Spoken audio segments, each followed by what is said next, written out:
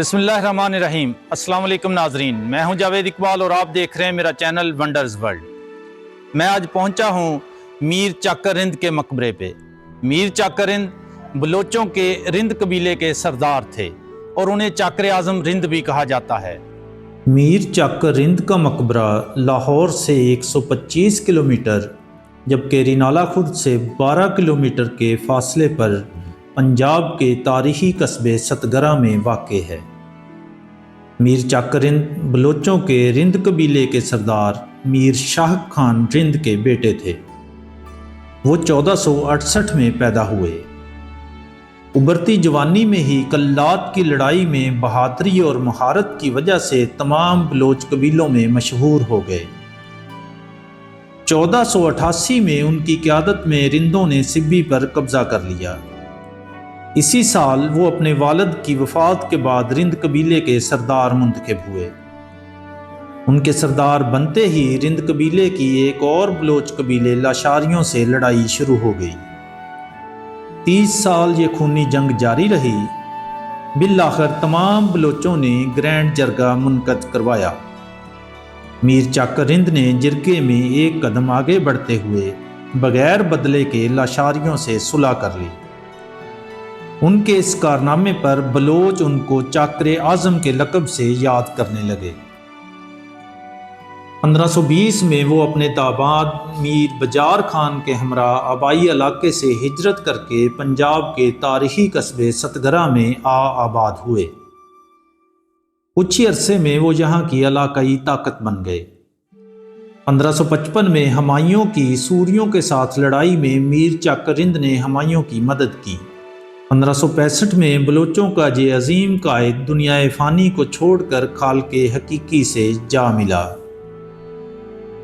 یہ میر چاکر اعظم رند کی قبر ہے جی، اور ان کے ساتھ دیگر بلوچ سرداروں کی قبریں ہیں۔ ٹوٹل اس مقبرے کے اندر 7 قبریں ہیں، جن میں سب سے نمایاں قبر میر چاکر اعظم رند کی ہے۔ اور جب سے ورلڈ سٹی اتھارٹی والوں نے ٹیک اوور کیا ہے اس مقبرے کا، یہاں پہ تزئین و رائش کا کام بڑے احسن انداز سے کیا گیا ہے۔ تاریخ مختلف پینافلیکسز پہ اس مقبرے کی تاریخ دکھائی گئی ہے۔ یہ آپ کو ہم دکھا رہے ہیں، یہ قدیم جو ستگرہ تھا اس کی تصاویر اس میں دکھائی گئی ہیں۔ اس کے علاوہ آگے ہم چلتے ہیں، یہ ستگرہ کی آبادی کا نقشہ کھینچا گیا ہے جی،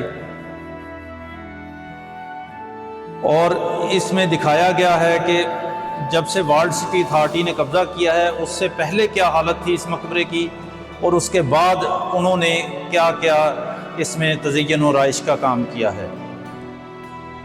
یہ بیفور اور آفٹر کا اس میں ٹیگ لگائے گئے ہیں۔ یہ دیکھیں، یہ بھی مرمت سے پہلے اور مرمت کے بعد کا احوال ان تصاویر سے بخوبی نظر آ جاتا ہے۔ یہ میر چاکر اعظم رند کی لڑائی کا ایک منظر دکھایا گیا ہے جی اس میں، اور آگے ہم چلتے ہیں تو میر چاکر اعظم رند کا ایک مجسمہ ہے یہاں پہ پڑا ہوا، جس میں روایتی بلوچ پگڑی، بڑی بڑی مونچھیں اور داڑھی،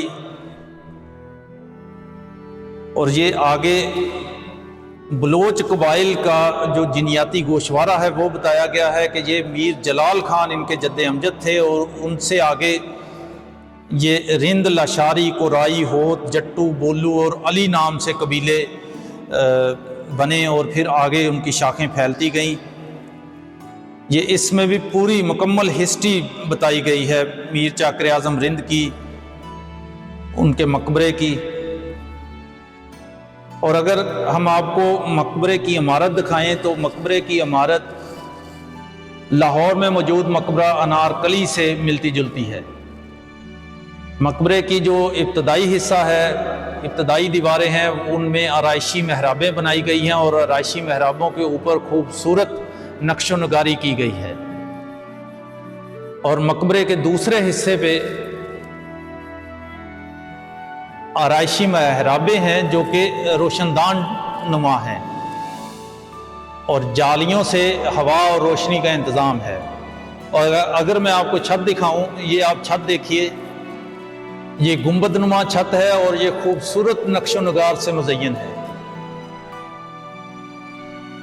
یہ جب میں کچھ عرصہ پہلے آیا تھا تو ایسا نہیں تھا۔ یہ ورلڈ سٹی اتھارٹی نے بحالی کا کام کیا ہے اس پہ، اور چھت سے ایک فانوس نیچے آتا ہے جو کہ سیدھا بڑا فانوس ہے، جو کہ میر چاکر اعظم رند کی قبر کے عین اوپر ہے۔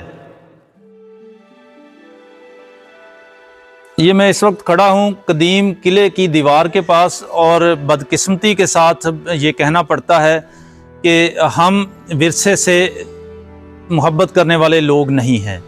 یہی وجہ ہے کہ ہم اتنے تاریخی ورثوں کی حفاظت نہیں کر پائے۔ یہ دیکھیں، یہ اینٹیں ٹوٹی پھوٹی ہیں، اور یہ مقامی آبادی نے لا علمی میں ناخواندگی کی وجہ سے، جہالت کی وجہ سے یہاں سے اینٹیں اکھاڑی گئی ہیں۔ ورلڈ سٹی اتھارٹی نے اس پہ بحالی کا کام شروع کیا ہوا ہے۔ امید کرتے ہیں کہ جلد یہ دوبارہ اپنی اصل حالت میں بحال ہو جائیں گی۔ یہ قلعے کی دیواریں ہیں جو کہ ستگرہ کا قلعہ میر چاکر رند نے اپنی نگرانی میں تعمیر کروایا تھا۔ یہ پیچھے اگر آپ دیکھیں تو یہ قلعے کی اونچی دیواریں ہیں، مضبوط فصیل ہے، اور اسی فصیل کے ساتھ میر چاکر رند کا مقبرہ بھی موجود ہے۔ یہ میر چاکر رند کا مجسمہ ہے جس میں وہ گھوڑے پر سوار ہے، اور ڈھال ان کے ہاتھ میں ہے اور دوسرے ہاتھ میں تلوار ہے۔ یہ لڑائی کا کوئی منظر دکھایا گیا ہے، اور اس کے اوپر جانا منع کیا گیا ہے۔ جو مہذب قومیں ہیں وہ خود بخود ہی ایسی جگہوں پہ نہیں جاتی اور اپنے ورثے کی حفاظت کرتی ہیں، لیکن بدقسمتی کے ساتھ ہمیں یہ جگہ جگہ پہ لکھنا پڑتا ہے کہ یہ قیمتی ورثہ ہے، اس کی حفاظت کی جائے۔ یہ ورلڈ سٹی اتھارٹی نے لکھا ہوا ہے کہ مجسمے کے اوپر جانا منع ہے، اور دھمکی بھی دی گئی ہے کہ خلاف ورزی کرنے والے کو حوالہ پولیس کیا جائے گا۔ ایسی ضرورت پیش ہی کیوں آئی؟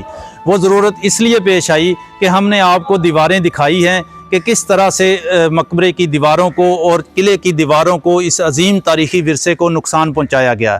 یہ جو آپ اس حالت میں اب دیکھ رہے ہیں، یہ ورلڈ سٹی اتھارٹی لاہور نے جب سے میر ظفر اللہ خان جمالی وزیر اعظم بنے تھے، انہوں نے کوشش کی اور اس مقبرے کو بحال کیا، اور تب سے یہ ورلڈ سٹی اتھارٹی کے پاس آ گیا کنٹرول، اور وہ ابھی بھی اس بحالی اور تزئین و رائش کا کام جاری رکھے ہوئے ہیں۔ مقبرے کے انچارج محمد عمر صاحب نے مقبرے اور ستگرہ کی تاریخ پر مبنی کتابچہ تحفے میں دیا۔ ناظرین، آج کے لیے اتنا ہی، جلد ملتے ہیں اپنی نئی ویڈیو کے ساتھ، تب تک کے لیے اجازت دیجیے، اللہ حافظ۔